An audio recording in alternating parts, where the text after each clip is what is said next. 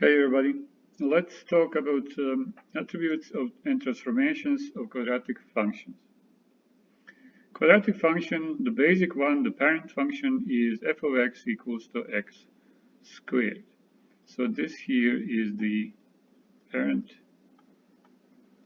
function of all quadratic functions. Okay, and then if we graph this, then we are going to get this U shape, which we call parabola. And this parabola keeps going up to the left and up to the right. But it makes a turn right here. So with that being observed, we should be able to say that domain is all real numbers, because on the x, these two will just keep going to the left and to the right. So we are going to be going down the x-axis on both sides. So that means domain is all real numbers, and we can say it's from negative infinity to infinity. Okay. And then if we observe how this graph behaves on y, we should be able to see that it comes down this branch and then makes a turn here and goes back. It will never pass this point. So in this case, the point is 0, 0, 0, 0, 0, 0, the origin, right? So it is going to hit that point and then go back. So that means the range is going to be from this point, y value of it, which is 0, and then just keeps going up towards the positive infinity. Now, since it does include 0, we need to put a bracket here. Okay. Now, let's take a look at this graph right here. Now, this one is still parabola, but the equation of it is a bit more complicated than the parent function. But for now, we don't need the equation. We just need to see how it behaves and how we call certain points. So the place where this function hits the y-axis, that is so-called y-intercept, right?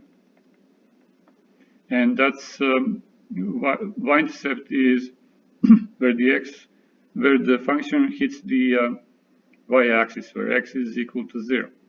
And that stands for any function, not only this one. So this point here is going to be 0 on x and then some value on y. Let's say this here is 5, so 0, 5. Now, if the function hits the x-axis, like at these 2 points, then those are actually so-called x-intercepts. So this here is x-intercept, and this here is also x-intercept. Now, where the function reaches its lowest point or highest point in this case, right, where it makes the turn, that point is called a vertex.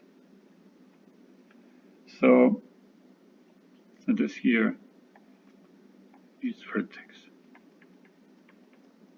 And then this here also is vertex. Now, if the parabola opens up like this one does, then vertex is going to also be a minimum. So this here is also minimum of this function, because this function will never go below this point. And then if parabola is opening down like this one, then the vertex is also a maximum of this function. So let's call it a max. Okay. Now this graph, any parabola, any of these three, they are actually symmetrical around the line that goes through the vertex, this line right here.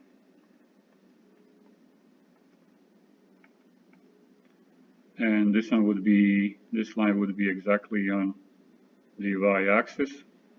And then we will have one right here, goes through the vertex, and then splits parabola in two symmetrical pieces. So this this side, for example, should be able to reflect over this line and fall exactly on top of the other branch. This line is called axis of symmetry. So, axis of symmetry. Okay. And it always goes through the vertex. So let's say if coordinates of this vertex were, I don't know, let's say this is 3 on y, and let's say this is 6 on x. So that means this point right here, coordinates of it are 6 on x and 3 on y. Now the axis of symmetry is going to be x equals the x value of the vertex.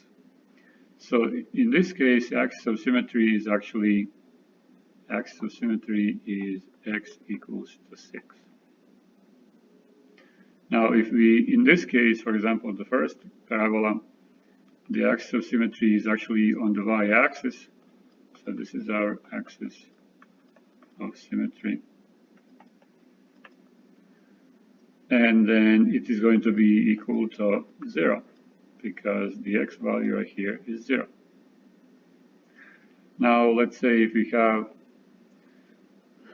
a graph like this, and this is our vertex and also our maximum because the parabola is facing down, then axis of symmetry would be right here, again, goes exactly to the vertex. So axis of symmetry.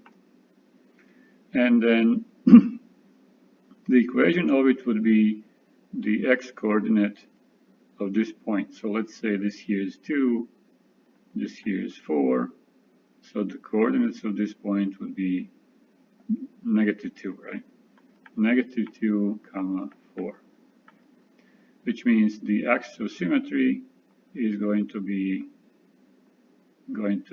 x equals -2. I hope you understood the video. I hope you like it. And we'll talk about some more transformations and attributes in another video. Thank you for watching.